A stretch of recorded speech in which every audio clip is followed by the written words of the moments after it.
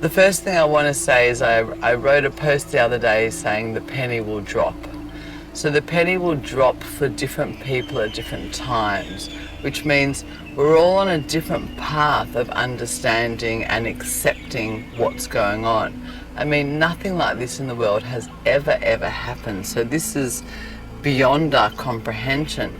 Some people are going full hard of don't touch me, stay away, self-isolation, completely self-sufficient. Some people are still out in community.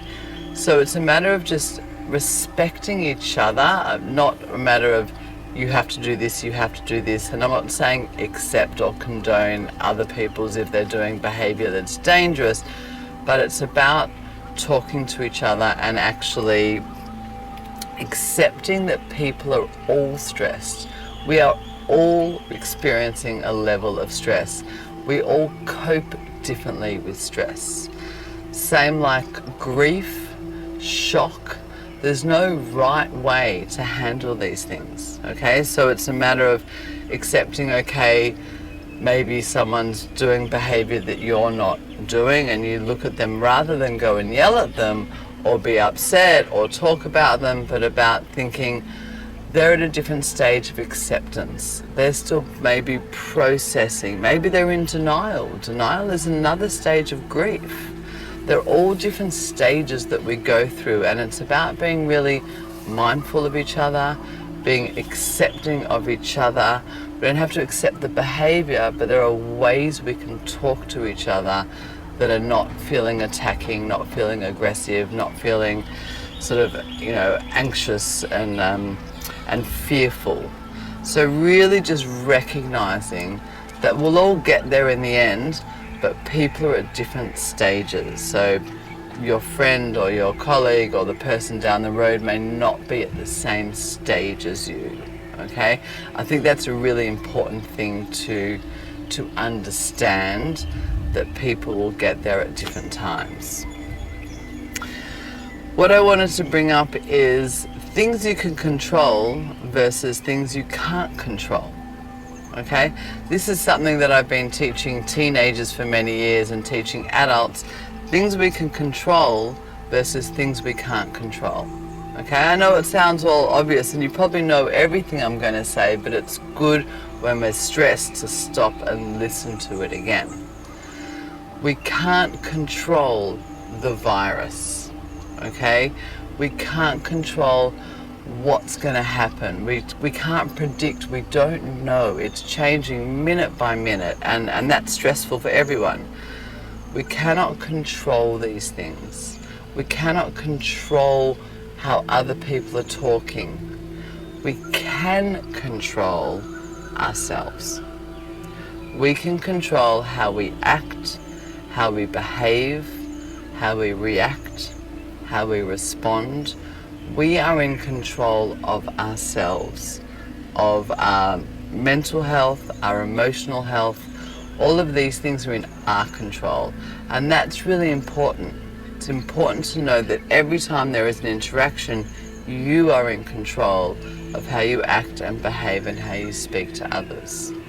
And I think it's important that we recognize there are things we can't control and there are things we can control. So somebody might come and yell at me about something, they're feeling really stressed and it gets a bit out of control. I can still control the way I behave back. I can calm the situation or I can escalate the situation. So it's a good thing to just recognize that there is a difference in what we can and can't control. Which leads us into the way we communicate, okay? Whether it's in person or in social media, we don't hear the message when we're feeling attacked. And I know nobody is out there trying to attack. Of course we're not. We're all trying to just cope and understand what the hell's going on in the world at the moment. But when we're feeling stressed, when we're feeling anxious, when we're feeling frustrated, agitated, angry, the tone of our voice changes and we come out sounding attacked. The person is then, on the receiving end, going to feel defensive. The problem with this is that when someone is feeling attacked, they don't hear the message. I've seen it happen a lot in the last sort of week or so, where the message is solid. What people are saying is very valid. They've got really good points, but they're so worked up that it feels so attacking that the message gets lost. So you're not actually getting your opinion heard, you're not getting your voice heard, because people are just sort of like, oh my God, what just happened? So if you want your voice to be heard, calming down, taking a breath, and saying it in a reasonable tone. If you need to step back and go away for a minute and come back when you're more calm, then you actually get your voice heard. Because we all have valid opinions and points to make, but it's in the way it's delivered. Our tone of voice changes absolutely everything. You know, I do this with 12-year-olds in schools. The way we speak, the tone, the timbre of our voice, the emotional quality in which we deliver something is everything. Okay, so really check the tone that you're speaking in so that we can actually be heard and listen. Same on social media. Okay, I know that sounds a bit nuts. There's a tone of voice in social media, but there absolutely is. How many times have you read a post and just gone, oh my God, what's going on? They've gone mad. I feel attacked. So there is a tone of voice when you're typing in social media also. And it's important to check that tone. Okay, so just like people used to say years and years ago, never respond to an email or never react to an email straight away. Make a draft, walk away, come back, most likely edit it, and then send that. Okay, so it's the difference between reacting and responding. So we don't want to be reacting, we want to be responding. Reaction is quick, you know, usually the thing we regret. Responding is take a moment, take a breath, think about it and go, actually, this is what I want to say. Okay, so reacting and responding, looking at the way we communicate, social media, and if we're talking to a person. Language also, obviously we're talking tone of voice, we're talking communication, we're talking language. I won't go into a whole spiel about language because that could go for another hour, but language, one word that I've really noticed that's been popping up a lot is the word should. Okay, we say, you know, you should, I should, they should. Should actually has a negative connotation to it. It's a very pressurized word. It creates a lot of guilt.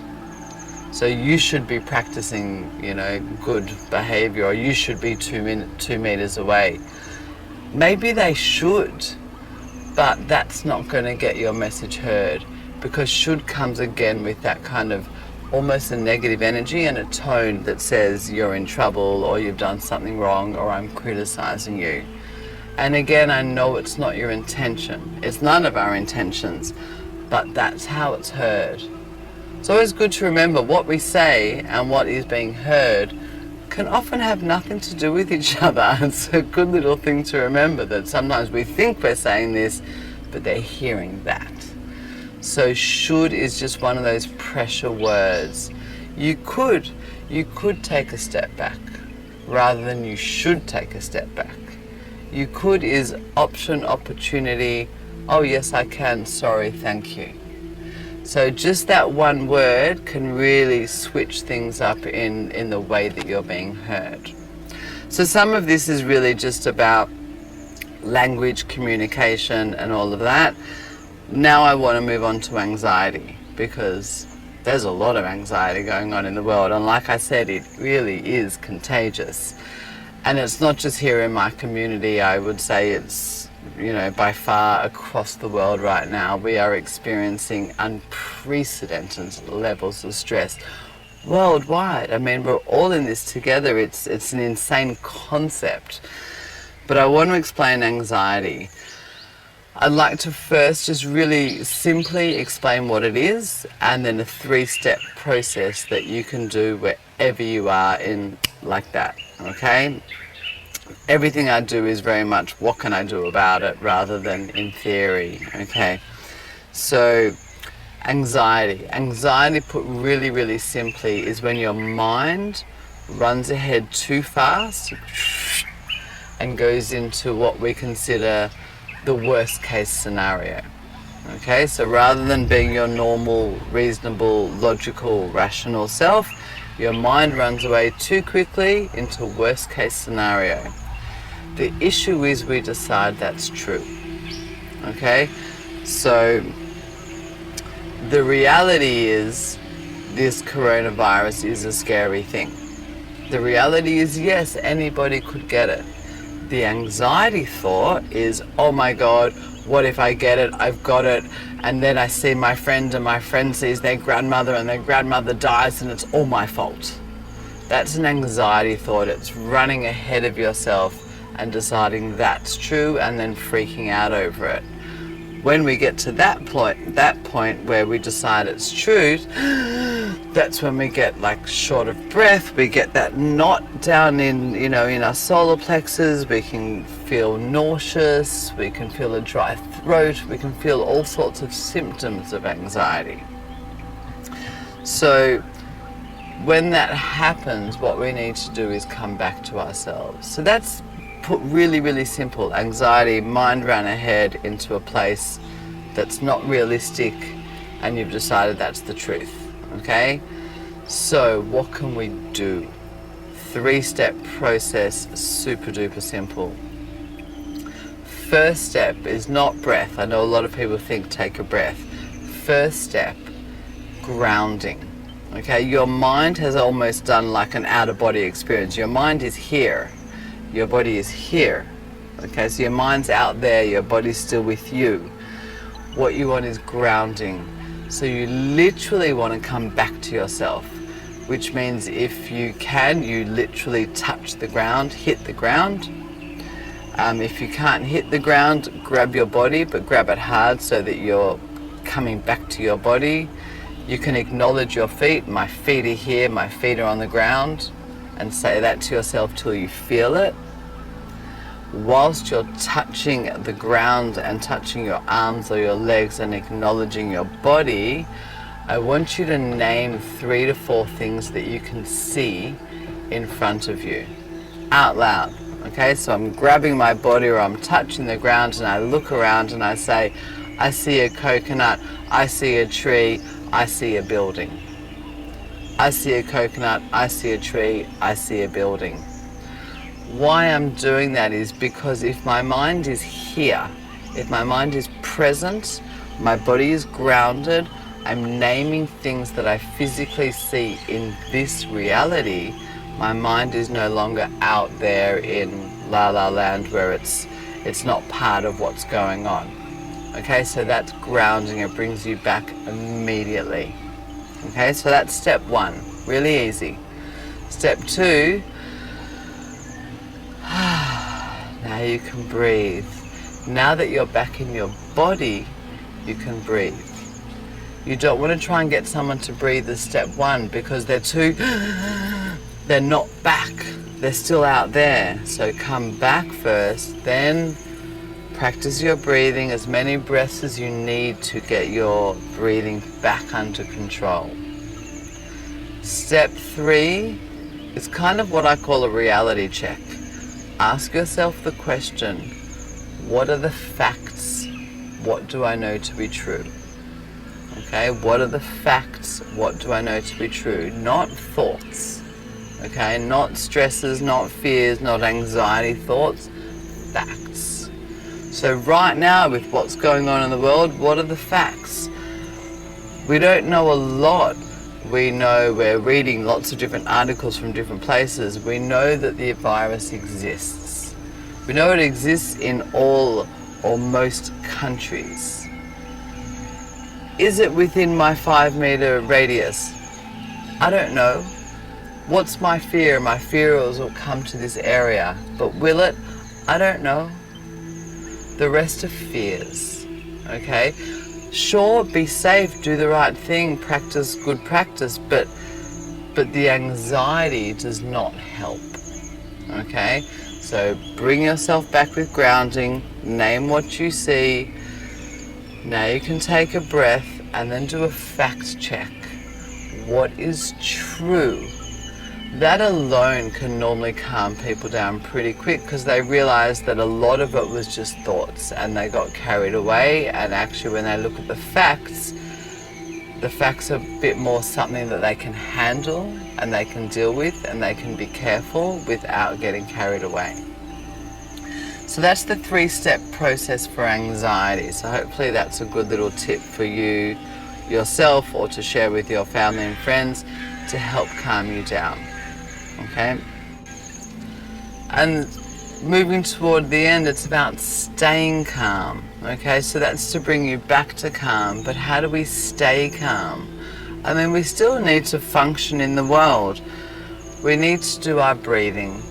We need to do our meditation, whether you're a meditator or you've never meditated. Okay, don't let the word meditation scare you if you haven't done it. There's a million videos out there that you can try. But even 3 deep breaths in the morning, 3 deep breaths in the evening, that alone will calm. Okay? Exercise. I know you can't go to the gym. I know you might not be able to run around the block. There are ways. For me, I have a skipping rope, a jump rope. I need 1 meter radius, and that's all I need. Draw, play games, do online courses. All the things that you always meant to do, go and do them. Join an online forum. Spring cleaning. I did some great spring cleaning yesterday. Tea tree oil all over my tabletops. It's gorgeous. Do the things that you meant to do and didn't have time. You know, practice yoga, whatever it is. Do a dance class. There's dance classes online. There are lots and lots of things. I don't know who's watching this, but for a lot of people, including myself, I grew up before the internet. It didn't exist. We don't need the internet to survive this, okay? We have each other, we have online stuff, we have courses, we have games, we have things we can do at home. Take some time to reflect. Journal. Sit and journal how you're feeling, whether it's about this or something else. Paint a picture. Loads and loads of things that we can actually do. And you can post it on social media and share it with your friends if you want to. We're not isolated completely. We still do have each other. Okay?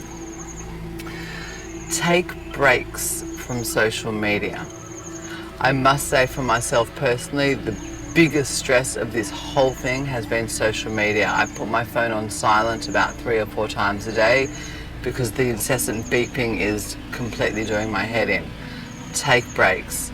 Take breaks from talking about this virus. Just say simply, I really don't want to talk about it for a little while, or I'm taking a break for an hour, whatever it is, or let's have a lunch-free zone of talking, just whether it's on social media, whether it's on the phone, whether it's in person, take a break from talking about it, okay? The main thing really is our immune system is compromised by stress, by lack of sleep. Okay, so this talk that I'm doing today really is about communication, about stress, and about anxiety. And until we get these things under control, we are affecting our immune system. And all the talk that's being said so far is keep your immune system strong. Okay, so try and get back some sort of normality or normalcy into your life so that you can keep your immune system strong. Immune system, healthy physical life, healthy mental life, healthy emotional life, and that will hopefully help you just stay calm about it all. And the last thing that I've written down here is check in on each other. Doesn't have to be physical. A phone call, a text, a Facebook, an Instagram, whatever it is, check on each other. Make sure that we all know that each other are okay. It's really important just to receive that one message that says, hey, I'm thinking of you. Hey, I hope you're okay. Hey, I'm here if you need me. Let each other know that we are there for each other. Thank you very much.